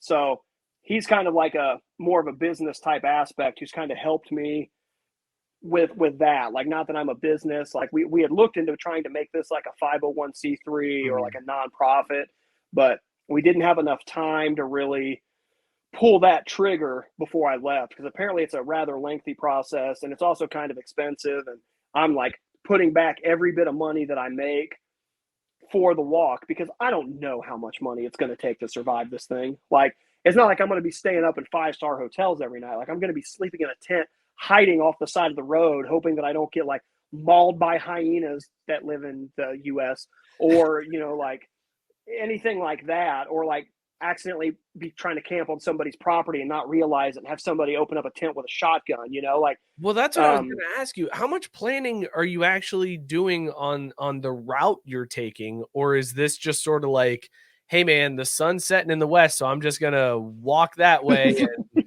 eventually No, I'm gonna hit some water and that'll be that.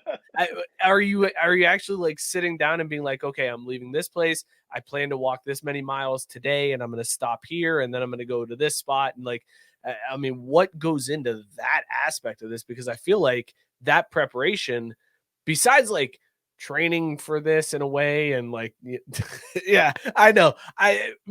Through this conversation, I've learned the Joe Hall nerds school of train. thought is, yeah, we don't train, we just fucking do the thing and we deal with it as practice. We talk about practice. But like, no, there's got to be a big aspect of the planning of your route and like where you're going to end up, because you don't want to. I could see you, Joe, starting this off, and the next thing you know, you're in Canada, and you're like, "How the fuck did I go north? What is happening here?" Right. Well, while I'm here, I might as well get some maple syrup. But no, it was great. So like after we make this a goal, and I say we a lot. And my cousin, if he watches this interview, is gonna bust my chops because he hates we. He's like, you're the one doing it, but like, again, I believe that we is like the people that are helping me. Team Joe. Team Joe, team moron about to walk across the country. But when it first became a thing, like when I start reading all these books, I started trying to connect with other people that have crossed on Facebook and through email and things like that. Well, I found a USA Crossers Facebook group that's full of people that have done, whether it be riding a bike, running. I mean, there are multiple people trying to do, like Mike Wardian, who's an ultra runner. He's going to start his run in San Francisco and end in Washington, D.C. on July 1st. He's doing his in like 2 months. And I'm like, cool. Maybe I'll see you in the middle. Like, I'll be the fat dude going the other direction super slow while you're running past me. See you, bye. Yeah, like, hey, oh damn, man. I still got 2,000 miles to go. Oh God.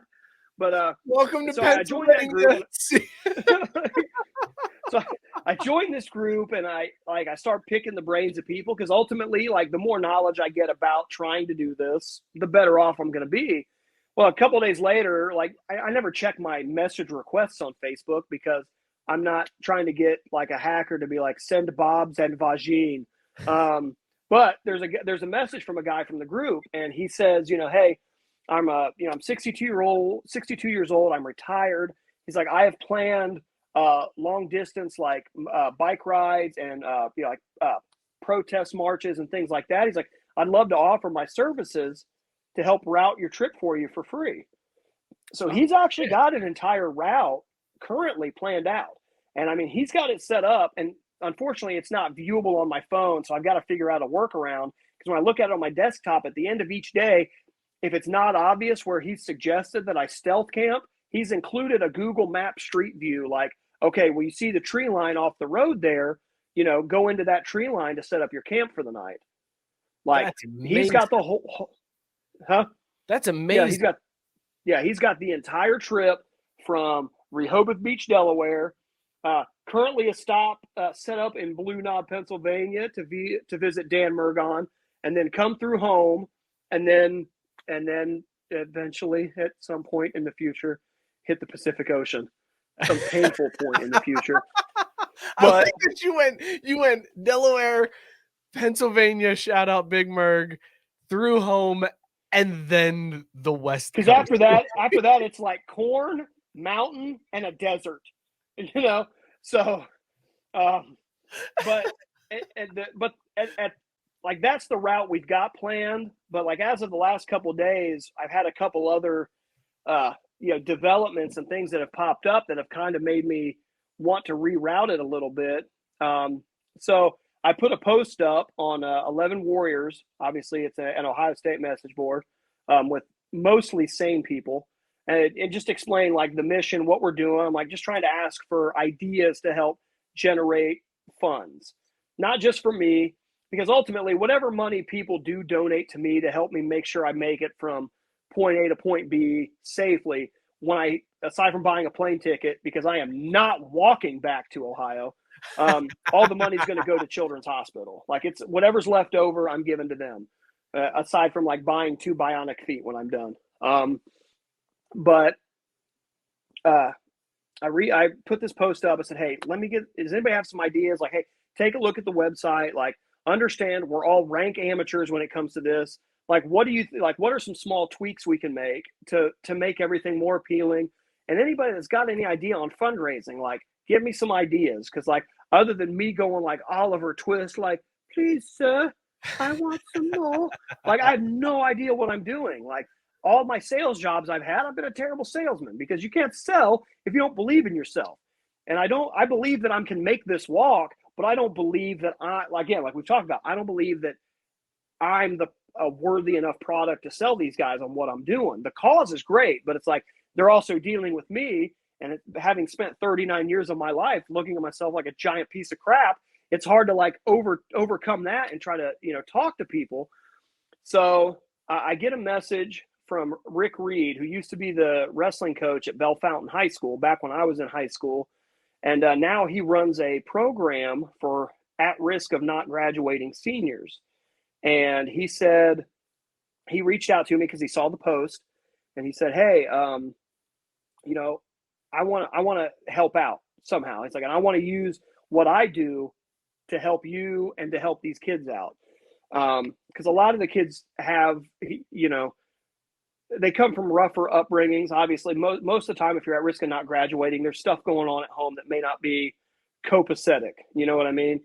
And he wants me to come in and tell the story and talk to the kids. And he's like, you do this. He's like, I can get, so-and-so from Peak of Ohio News to come in, because every time we have a speaker in, he'll come in and do an interview, and then he'll put the interview on Peak of Ohio, WPKO, which will go out to like 10,000 people. And he goes, if 10,000 people hear your story, he's like, I guarantee you, like, at least 20 are going to want to help out in some regard. Yeah, for sure. And he's like, and I'll use my kids, not use the kids, God, I'll use our lessons.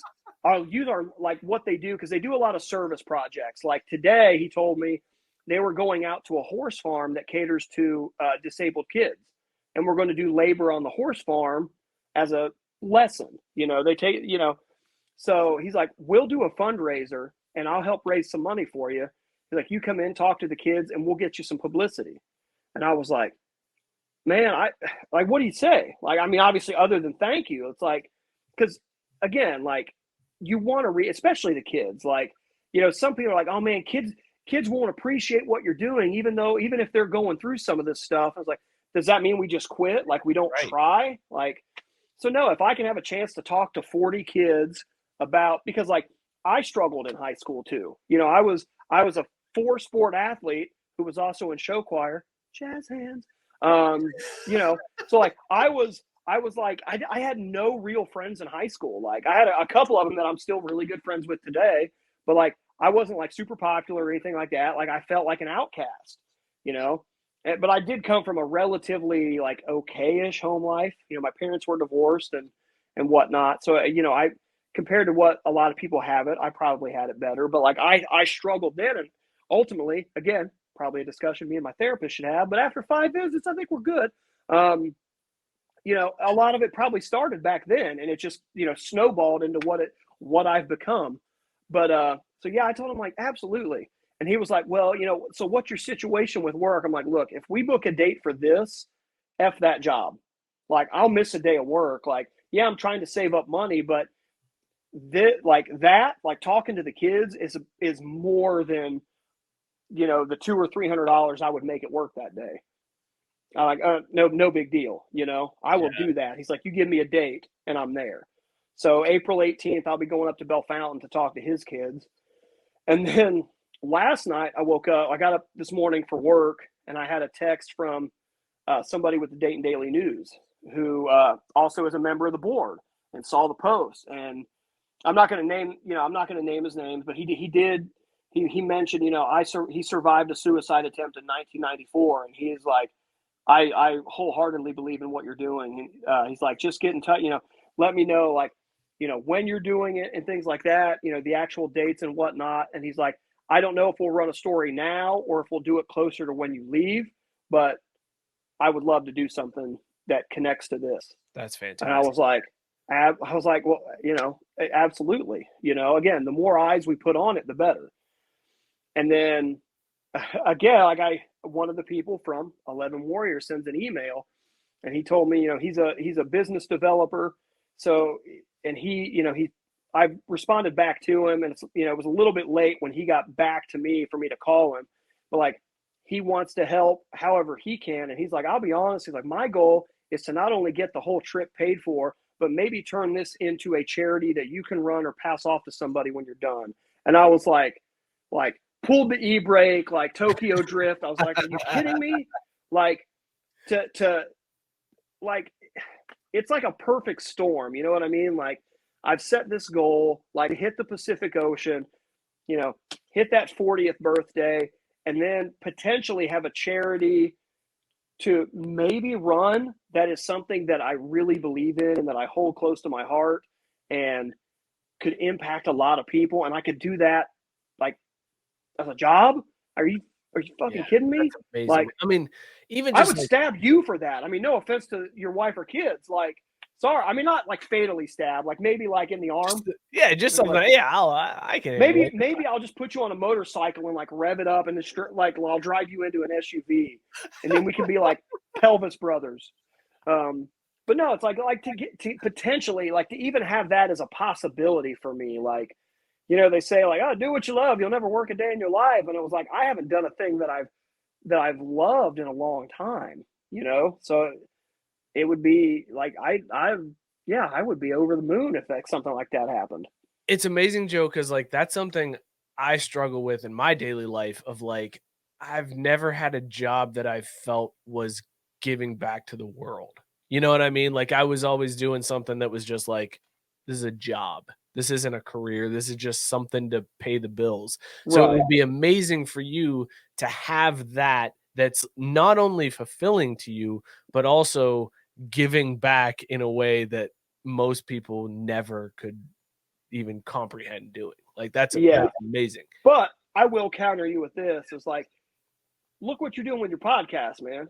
Like Are you Rogan Dozens level? and dozens, Are you dozens and Rogan dozens level? of viewers. No, but like the podcast has also created a Facebook group that is super supportive. You know what people are like in there. Yeah. Like it's gone past the podcast, and you and Scott. By the way, fuck Scott Kaiser.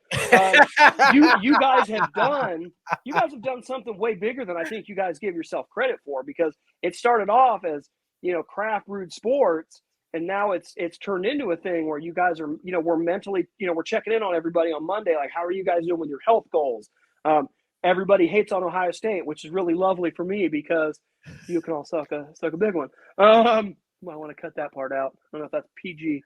But it's like it's a great group, and I'm not just saying that because you guys raised like $1,500 while I was hurt. Like that's part of the reason. Like you guys were a quarter of the money that I raised to pay my bills while I could barely walk. Like you don't think that is like that group that you guys have created is something like. I think you gotta. No, it's We not. gotta real. We're gonna. You know what? This is Dr. Phil now. Like we're gonna have a meeting of the minds here. Like you catch me outside. But you guys,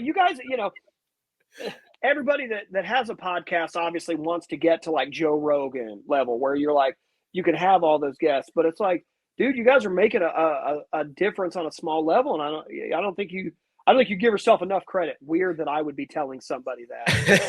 Look, it's like my mom says, "Do as I say, not as I do." Let me just hold up the mirror for a second, Joe, and say that again. Your mirror does not. It's not big enough for me. So. All right, man. So that is clearly what we're looking forward to with this walk, is like the ability to potentially impact things down the road and like turn this into something.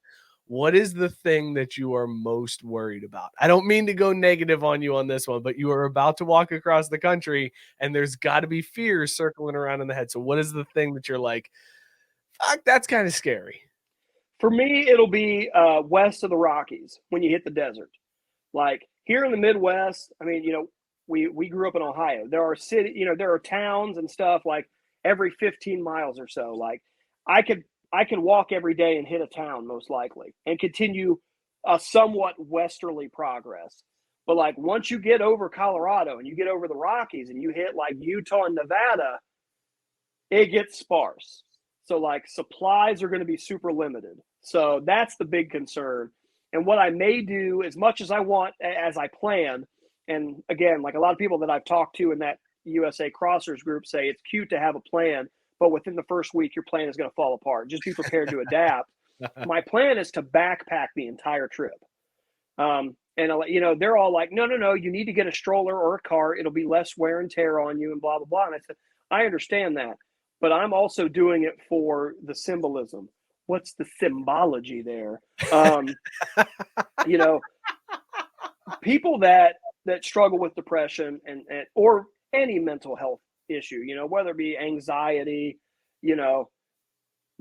dissociative identity, anything, anybody that struggles with mental illness, that is a huge weight to carry. So let's just make it a physical weight to carry. I've carried the emotional weight for, almost 20 years at this point. I'm going to carry that physical load as I carry the emotional load with me. The only time that'll change is if it just gets to the point that my body is like, it's just breaking down. My friend Steve, who's part of our group, he's got a stroller, a jogging stroller. We're probably going to get it like retrofitted with all rubber tires so the tires won't go flat on it while I'm walking. But more than likely, once I hit Colorado, I'll probably have that shipped out to me, or I'll go to like a Walmart or something and buy one. And that way I can hold more gallons of water and food to get through the desert portion. That's the part that kind of worries me. Even in Mike Posner's trip, he got bit by a rattlesnake in Colorado. He got off his RV, which even if Mike sees that, like props on crossing, bro, but I'm not using an RV.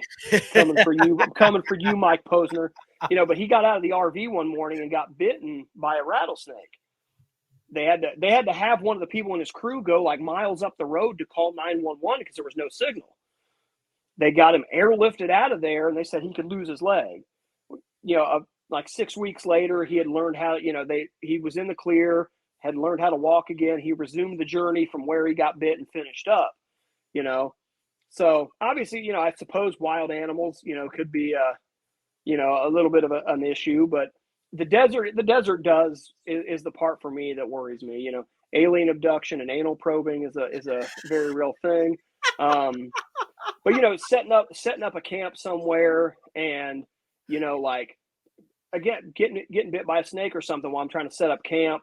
You know, we're trying to find a spot that's concealed enough off the road that isn't going to be blatantly obvious. Like, hey, people driving by, look, there's a tent. I wonder if there's anybody in it that we could rob. You know, like small things like that. But ultimately, like everybody that I've connected to that's done a transcontinental walk or run or anything, we all set out with these strange ideas that like there's going to be all these crazy people hunting us down, and like it just doesn't happen.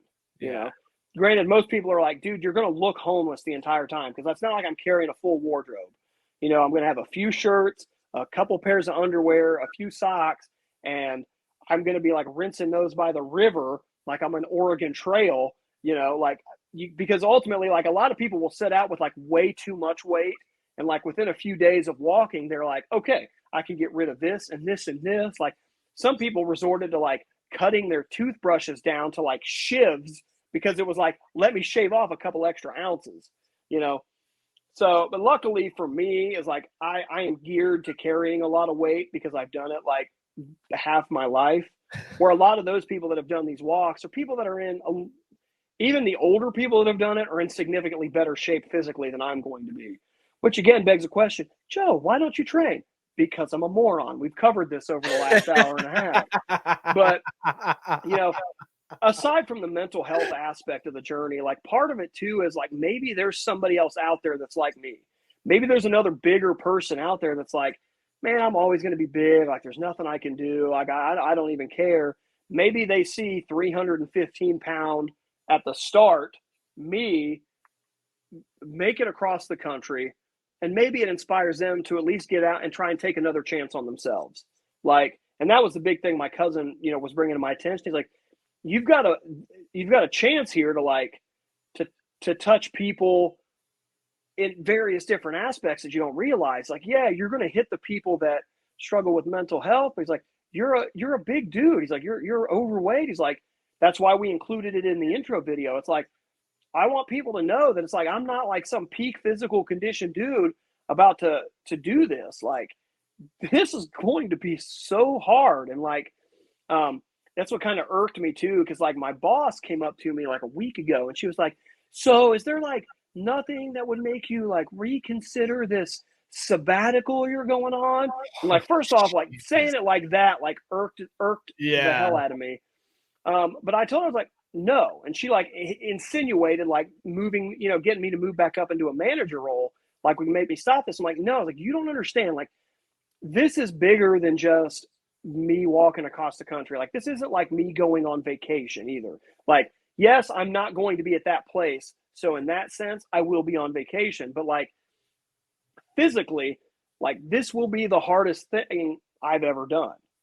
Obviously. I mean, it's a 3,000-mile walk. Like, you know, this is not like, I think the joy is going to come at the end, you know, when I hopefully see the positives that I have generated through it. And I'm not saying like I'm going to go through the whole time like, you know, like grumpy cat, like, you know, I'm not going to ever have like happy moments along the way. I hope there are, but it's going to be torturous. Like I'm already like mentally preparing for that, so that when it happens, it's not a shock. You know what I mean? And having run a marathon and an ultra marathon, like my legs, like the muscular part of my legs never really felt that bad after those. It was just taking care of my blisters. So if I can do a somewhat passable job at managing that, I don't think it's going to be as hard as I think it's going to be, if that makes any sense.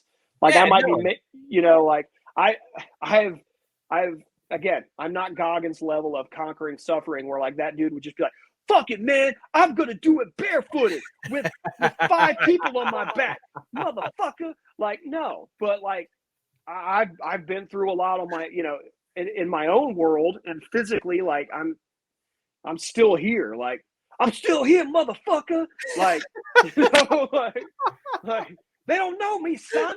I mean, I had my Goggins shirt on at work today. Like, I like, it would be awesome if like I could catch that dude on the road and like shoot some miles up with him. You know what I mean? Like, Yeah. of course he'd be like, "Stop walking, motherfucker! Let's run this 80 bitch." pounds on my yeah." He'd be like, "I got 80 pounds on my back. We're gonna fucking run 25 miles." I see you down the road, dog. Meet you there, Goggins. Yeah, like, just have a beer ready for me. But it was like I heard a Jesse Eitzler story from Rogan where he, because Jesse Eitzler wrote a book where he spent a month. He brought Goggins into his house for a month, and Goggins lived with him. And like Goggins was like doing all this crazy. Like Goggins would go to business meetings with this dude, and then like he'd get out of the meeting, he's like, "Let's go, we're gonna go run 4 miles." He's like, "Yeah," but I was like, "Nah, no, let's go. We're fucking going to run 4 miles," and then go run 4 miles. Like he had fucking Jesse Eitzler like jumping in their ice over lake out back of their house in wintertime. And like dude's almost got frostbite. Like Goggins is still in there. Like Jesse's about to like die. He's like, "Yeah, motherfucker, you better go back to the house." Like you hear Jesse Eitzler tell those stories. Like there's a clip on YouTube. It's phenomenal. But it was like, dude, I would give an arm and a leg or like a pelvis and half of an arm to have that experience for a little bit with a dude like that. You know what I mean? Like I feel like and not, I've read the book. Like I said, I've read his book multiple times. Like I listened to the interviews whenever like I said, when I was struggling through that ultra, like I turned on that podcast and, he's just it just had me going. It was like, so, you get to that point, like maybe I can have that kind of effect on people, but with a lot less motherfuckers, cause I like to love Goggins, but like his vocabulary is not safe for work, but yeah, I would, and to get a chance along the way, if I got that chance, like I reached out I tried to send a DM to Mike Posner, and I was like, "Hey, like I was inspired by what you did. Like, hey, I'm gonna start my own journey." And when Mike did his journey, there was a dude, Andrew Kivett, who met him in Kansas and walked a few miles with him. Andrew's actually in the USA Crossers group and did his own crossing a year later. So I was like, I wanted to be like, "Andrew, give me Mike's number. I want to send him a message." But like, I don't know if you knew this, but last year in 2021, Mike Posner climbed Mount Everest. I did. I knew that because after talking to you and finding out about your connection and like watching the video, I reached out to Mike Posner because I wanted to surprise you with a video from Mike Posner to be like, "Hey, here's some words of encouragement from Mike Posner." And he left me on red. And I'm like, "Damn, Mike Posner, that's cold, bro. That's real cold." Here's what we need to do is like when this interview is done, we're going to clip that. And we need to have like everybody in the world tag Mike Posner in there. At Mike Posner. Shame him. We're going to shame you, Mike Posner. Shame you into caring. But no, like I wanted so bad to just be, Joe. You have no idea how bad I wanted to just be like, "All right, man. Also, I reached out and I got this video," and then just play a clip from Mike Posner and have you be like, "Holy shit, man!" But instead, it's like, I tried. I wanted to. We're gonna go with Cameo and get somebody that looks like Mike Posner and try to fool me. That was my first step. Was Cameo. I was like, I'll pay for it. I don't care. I'll do whatever to get a video to show to Joe. Like, I'll drop a Cameo. I don't give it. Mike Posner can't be that much, right? He can't be charging that much on Cameo. But he's not even on it. That son of a bitch. No, Damn you, Mike Posner. Listen, Joe. I had planned when I wrote out what I wanted to talk to you about tonight.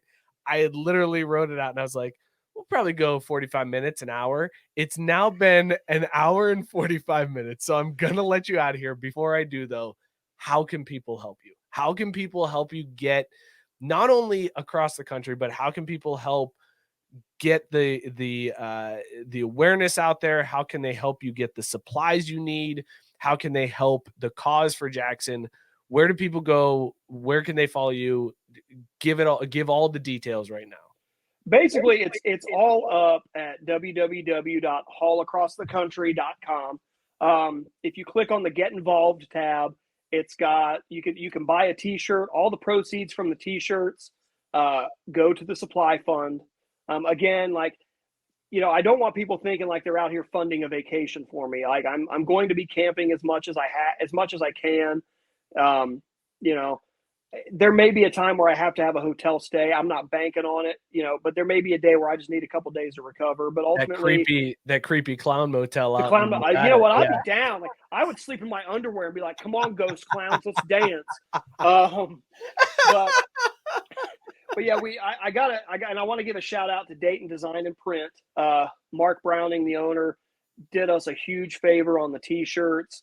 He printed them at cost for us. So he said, whatever you guys sell the shirts for, take the profit. He's like, I believe in your That's cause. awesome. And then like this dude that owns a t-shirt printing business, my dumb ass was like, hey man, did you grab a shirt for yourself? He's like, man, I got so many t-shirts. And I was like, yeah, I didn't even think of that.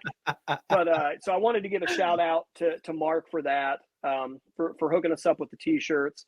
There is an Amazon wish list up on the website right now, though. I think it's down to like some toe socks, which I think somebody had already reached out to me and said they bought and were sending to me. And then like some special like moisture wicking, like chafe proof underwear, which we're going to put that to the test over 3,000 miles. But other than that, like I've had a great group of people that have already donated like all the major camping gear and stuff that I'm going to need.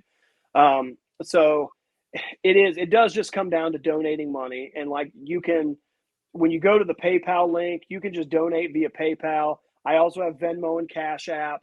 I didn't really want to go the GoFundMe route because for me, like there are real legitimate causes on GoFundMe, like my medical bills and stuff like that. I didn't want it to come across like I was begging people for money.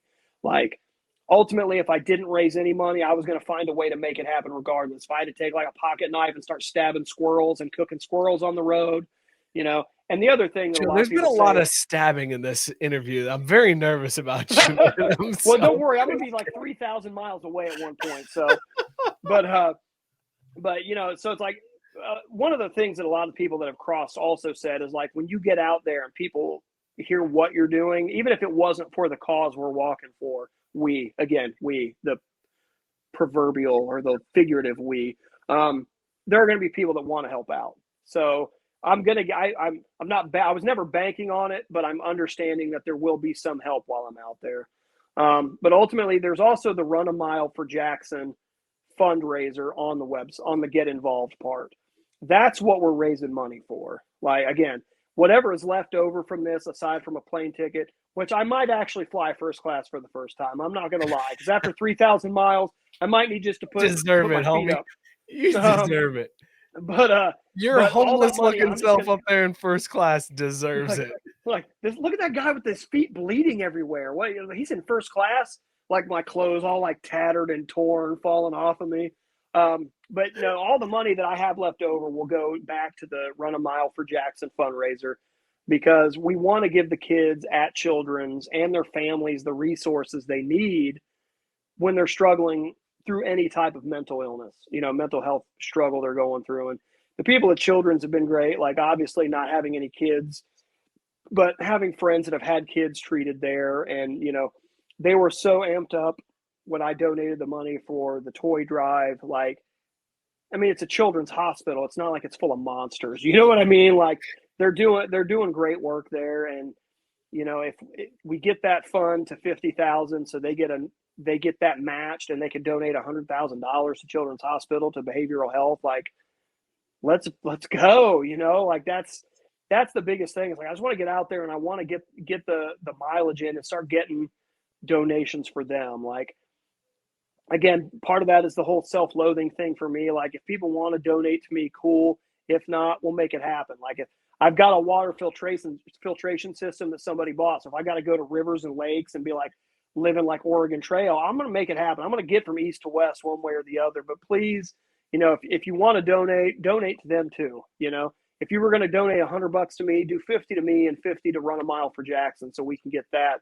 We can help them boost their fundraising efforts. And anybody that's like in the Southwest Ohio area, which I think might just be like you and Scott, maybe Tyson, April 23rd in Springboro, about halfway between us, is when they're actually doing the Run a Mile for Jackson run, which, like I said, they've invited me to. So we'll be out there. So, if you've got a shirt, Mike, not Scott, wear the shirt and come out and just run a mile to show, I figure if we got a lot more of these shirts out there too to show our support for them, that would be kind of a cool thing. So now I'm also putting you on the spot for like 2 weeks from now to come up to Springboro and shuffle a mile with me. Listen, man, as soon as my kid's T-ball game is done, I will make it up there. I don't know what time it is, but Like I'm praying for a rain out then. There Sorry, you go. kid. And I'll do it in the rain with the kids. I don't give a shit. They can deal. They can get an umbrella. We got this. Joe, my hat's off to you, man. It's absolutely amazing. I love what you're doing. I love the cause. I can't say enough. I said it earlier. You should be proud of yourself, but I'm proud of you, man. This is fucking amazing, and this is something that it's way bigger than you think it is, and it's just a matter of time until this blows up and gets all the recognition that it absolutely deserves. So, in from the bottom of my heart, best of luck to you on this trip, man. You leave May 22nd, right? That's the May 15th. May 15th is the official departure date. And all you guys got to do, you guys dial me in every Wednesday, and I'll do like a crying check-in from the road. I was gonna say, I expect updates throughout. Leave Brittany alone, like leave Joe alone. No, I mean, I'd love to check in, you know, and give Scott shit, you know, for the next 9 months or so from the road. Hey, Scott, remember that time where you didn't buy a T-shirt, Scott Kaiser? I love that Scott's getting all the. I love that Scott's getting all the shit. Mookie completely off the hook. But no, seriously. Scott buys one, and then everybody else might, because Mike already did. But everybody, I've been busting chops at work too. Like I had a lot of Meyer people, and if you follow the various social media accounts, like a lot, and like most of the people in the picture that bought the shirts in the group picture we took weren't even people that worked for us. They were Meyer employees that are like, fantastic, they back the cause. One guy, he's one of the Meyer supervisors who actually, before they canned me before, he went to my bosses and was like, "You're an idiot if you fire this guy." It's like, this is the customer we service telling you you're an idiot, and you went ahead and did idiot things. But like, he bought 4 shirts. Like he bought one for him and his wife, and like his aunt and uncle were in town, so he bought them one because they wanted one. He started a Reddit page for it, although he accidentally made it NSFW, so he's trying to figure out how to undo that. I'm like, don't worry, I am not sending any naked photos of myself. Like, but about 2 months into this, you might see enough pictures of bloody feet that I could probably start an OnlyFans. But yeah, I mean, there's your outreach revenue source. Exactly. Some pervert that wants to jerk off to your bloody feet. You got it, Joe. You're gonna raise so much money. I'm gonna give him all the material he needs. It's just one guy funding the whole trip. I bought you a first class plane ticket, but it's to my hometown. Like, where does Harvey Weinstein live? This took a weird turn. This took a very weird turn. Listen, everybody out there, haulacrossthecountry.com. Go support Joe.